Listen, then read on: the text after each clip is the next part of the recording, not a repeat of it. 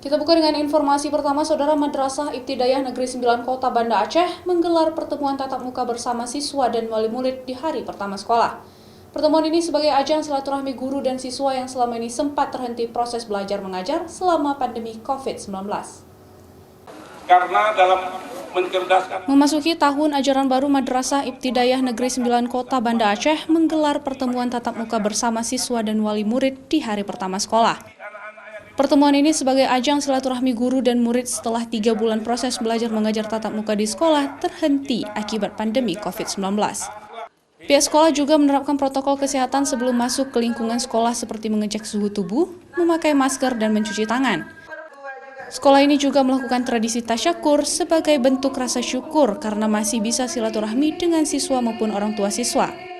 Tasyakur ini ditandai dengan tradisi tepung tawar serta pelepasan balon ke udara yang dilakukan oleh siswa di halaman sekolah. Pertemuan tatap muka ini merupakan inisiatif dari pihak sekolah, meski Kota Banda Aceh belum masuk dalam zona hijau pandemi COVID-19. Kenalan saja hari ini, nanti tentunya ta'aruf ini kita harus pegang teguh kepada protokol kesehatan juga. Anak-anak dimulai dengan meruduk di rumah, bawa makan sendiri, sekolah tidak boleh menyediakan makan dan minum di sekolah. Lalu sampai sekolah harus juga cuci tangan, kemudian jaga jarak, duduk di kelas pun nanti akan jaga jarak bukan 1 meter, malah 2 meter kita sediakan, kita lakukan. Sementara itu, sekolah tetap melaksanakan proses belajar mengajar secara daring di rumah.